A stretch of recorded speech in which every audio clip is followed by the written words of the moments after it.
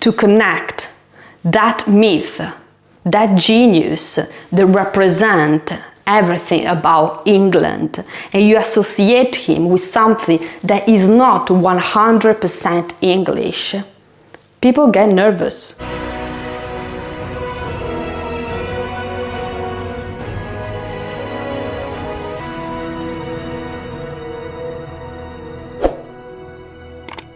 Hi everyone, welcome back to John Florio channel. I am Mary and I'm here to talk about the great John Florio. Hi guys, I hope you are all fine, all well. I was very busy in the last weeks with the promotions of my novel Resolute John Florio at the French Embassy. The reason is because I am translating this novel in English, and Resolute John Florio at the French Embassy will come out in English as well in the upcoming future. So I'll tell you more about it, and when the novel will come out you will actually know it. So I can't wait to have your feedbacks and what do you think about this novel, which, by the way, it's a saga. There are 3 volumes that cover the whole life of John Florio. This is the first 2 years that Florio spent at the French Embassy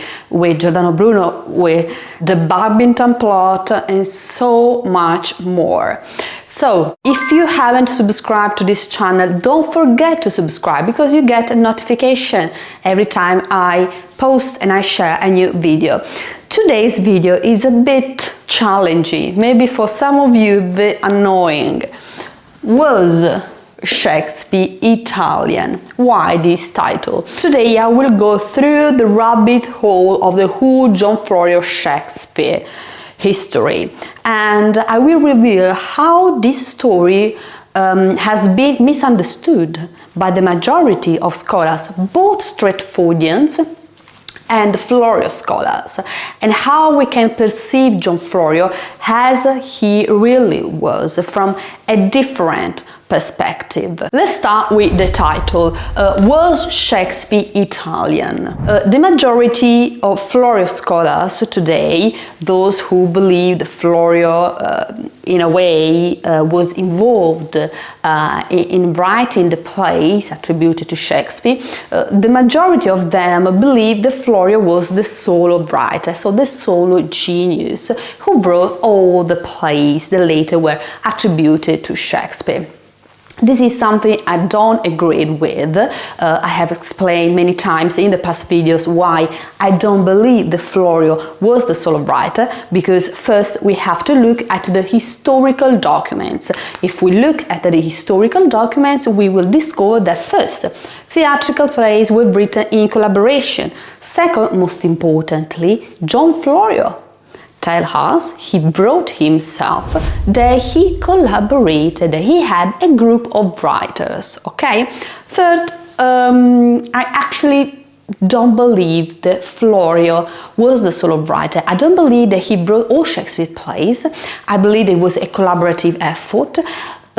I see Florio's influence in some plays, but not in all Shakespeare plays. And I firmly believe that he was the editor of Shakespeare's first folio. I am 100% sure about it. But I don't believe that he was the solo writer and the solo genius. These didn't exist at the time. It has no evidence whatsoever. There was much collaboration. Florio himself collaborated, and I personally don't see Florio fingerprints in all Shakespeare's plays. This doesn't diminish Florio's influence, Florio's importance in the authorship. It doesn't even diminish the plays themselves. If we look at the way this story, Florio Shakespeare, has been treated throughout the years. The very first scholars who discussed this story, Florio and Shakespeare, they put forward the story, the theory that it was John Florio's father, Michelangelo Florio, who was a translator, who worked at court with Queen Elizabeth, with William Cecil, that he was the writer of the plays. This is a theory that was born during during the fascist era. During the fascist era, some scholars started to share these articles in which they mentioned John Florio's father as Michelangelo Florio and as the writer of Shakespeare's plays that later were translated into English by John Florio, so his son.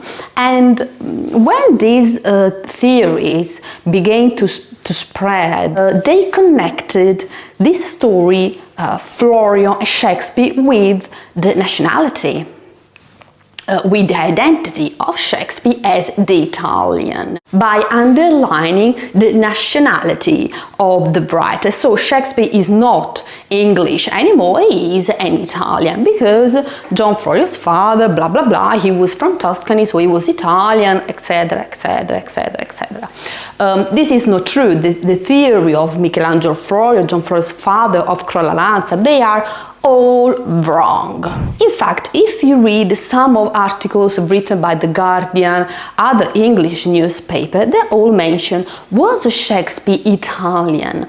They mention the fact that Shakespeare knew a lot about Italian writers, Italian geography, and in the end they mention this story about John Florio or John Florio's father. This idea of the Florio family as Italians, so therefore Shakespeare as Italian, still survive today. But today, even when other scholars mention just John Florio and the authorship question connected with Florio, they still mention John Florio as an Italian. This is something, a mistake that many people do.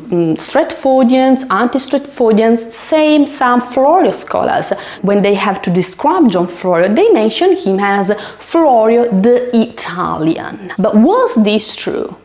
Was John Florio really an Italian? Let's start from the historical documents. Okay? John Florio was born in London in 1552. He grew up in London until he was 2-3 years old. Why? Because later there was Mary Tudor, Bloody Mary, who ascended to the throne. She restored Catholicism. She gave an order that all foreigners and strangers had to leave the country. So the whole Florio family left England. They were forced to leave England. So little John had 2-3 years old when he moved to Italy. No, he moved to Strasbourg. This city back then was in between France and Germany. So the community spoke both French and German. Little John lived there until he was 5 years old.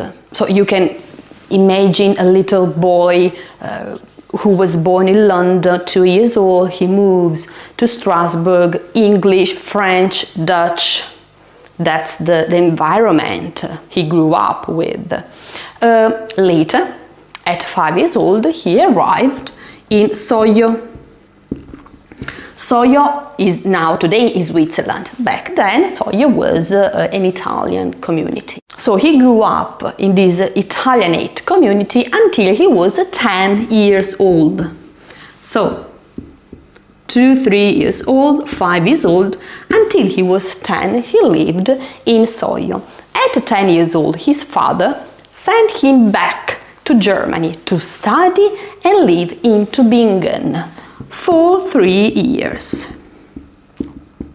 And John lived in Germany, learning Dutch, learning Hebrew, Greek, Latin for 3 years. So as you can see, this is a guy at 13 years old, a child that has lived in 1, 2, 3, 4 different countries at 13 years old.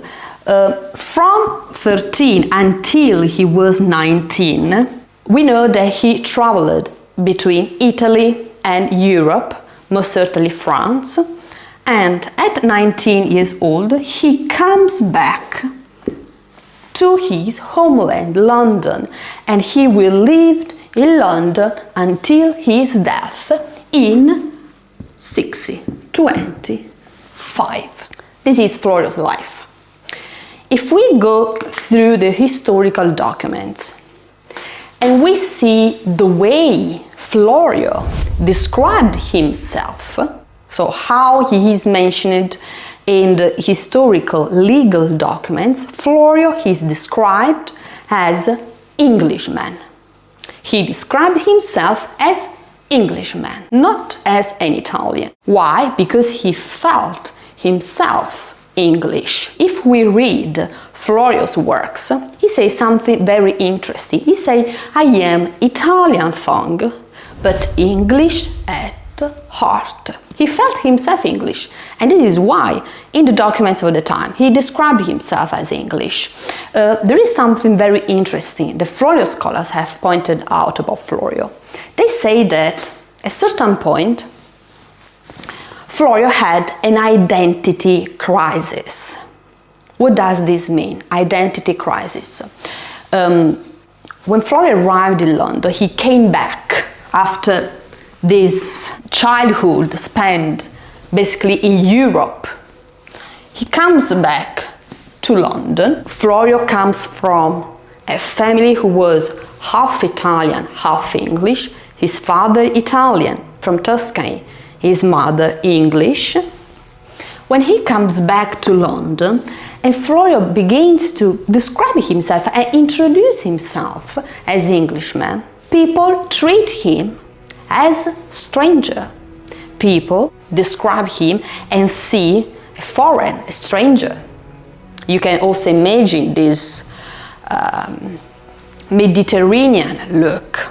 A man who had a swarthy complexion, and so they didn't see him as Englishman. They perceived him as a stranger, as a foreign. Furthermore, when he talked, Florio had this possibly Italianate accent. Sometimes he also added French words, Spanish influence, because he was European. He came from this European background, okay? But people perceived him as a foreign. And so that begins his identity crisis. Florio doesn't know if he's English, he doesn't know if he's Italian, because he feels himself as Englishman, but the world around him always reminds him that he is a stranger. This can also be seen very easily by the way Florio signed himself that he had. Sometimes he signed himself as Giovanni, the Italian, sometimes John, sometimes Johannes, sometimes just IF, sometimes anonymous, without even his name, a mask. This identity crisis that John Florio faced during his career was due partially to the xenophobic environment in which he worked. He was very avant-garde in a historical time, much like Giordano Bruno. He didn't care about what people thought about him. He felt himself English, and this is the way he contributed to English language and literature. I sense that a lot of people do not respect Florio's will, because this was Florio's will. His will was to be defined as Englishman.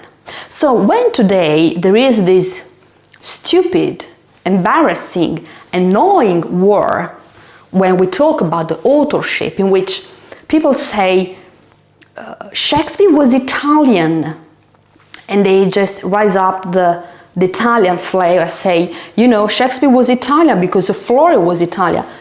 No, I'm sorry. You are wrong. You are making a huge mistake.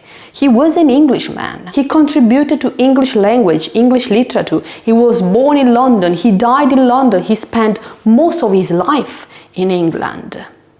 He described himself as English at heart. So if you really want to respect Florio's will, you should describe him as English. And this is also a problem that a lot of Stratfordians and anti-Stratfordians have with Florio.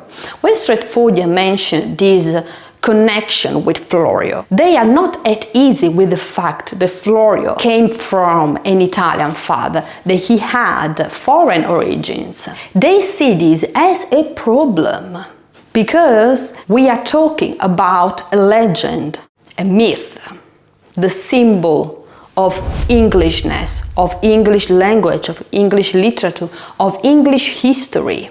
So the moment you try to connect that myth, that genius that represents everything about England, and you associate him with something that is not 100% English, people get nervous. In the late years, many Shakespeare scholars, Stratfordians, are more willing to accept that Shakespeare collaborated, and they frequently mention many Shakespeare contemporaries who possibly collaborated with him.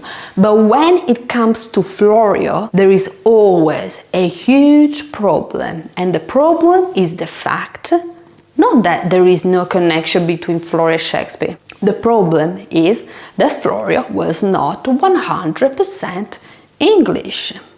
And this is a problem that Stratfordians and anti-Stratfordians have about Florio. So when we think about the authorship question, Shakespeare and Florio, many people do this mistake to associate Florio with being an Italian. And we often encounter these questions. So was Shakespeare Italian? But was Florio really Italian? He certainly had an Italian background. He certainly had an Italian formation. He was educated, formed by his father, Italia, who was an erudite writer. At 13 years old in Germany, his tutor was Italian. So he was able to absorb and to learn a lot about Italian language and literature. He traveled in between Italy and Europe when he was younger. But when he came back to London, he came back to his homeland. And there he lived until his death, contributing more than anyone else to spread, to increase English language, English literature, and contributing to Shakespeare plays. This is the main reason why John Florio is today the less known candidate in the whole authorship question. This is the main reason why Florio is today the less promoted in the authorship question, because many people perceive him as basically an Italian, so it's a matter only of Italians. And this is a huge mistake that they do. First, because if we look at Shakespeare, we know that the majority of Shakespeare's sources that he used were European sources, French, Italian, Spanish writers. We know that Shakespeare used a lot of European languages, French, Spanish, Italian language, a lot. Shakespeare owns a lot to European culture and literature. And without this mingle-mangle, without this beautiful feast of languages, feast of different cultures, Shakespeare wouldn't be the great genius that we know today. The beauty in Shakespeare, if we want to compare him with other English writers, what Shakespeare does and other English writers don't do, is this great homage, this great feast of languages, of multiculturality that he shares in his plays and that we don't have in other English writers. So to make this authorship question just a war between countries, because we know that with bardolatry that began with David Garrick and with Jubilee at Stratford, they wanted to create the myth, the English hero. That's wrong too. The most stupid, annoying and embarrassing thing that people can do when they mention this authorship between Florio and Shakespeare is just to make it like a war between Italy and England, when really it was a love affair between two countries. Without the Reformation, without the horror of the wars in Europe, without the Inquisition in Italy, these people would have never fled to England. England gave home to many refugees, and thanks to Queen Elizabeth I, they were able to live there safely and to contribute to the country with their works. The difference is that while the majority of them were strangers, were foreign from all over Europe, France, Spain, Italy, Florio came back to his homeland, to London. So the whole Florio and Shakespeare authorship shouldn't be a debate about whether Shakespeare was Italian or not, because Florio was Englishman, English at heart, as he described himself. And through his great European background, he was able to contribute to English literature and language and to Shakespeare plays. Stay resolute. Bye.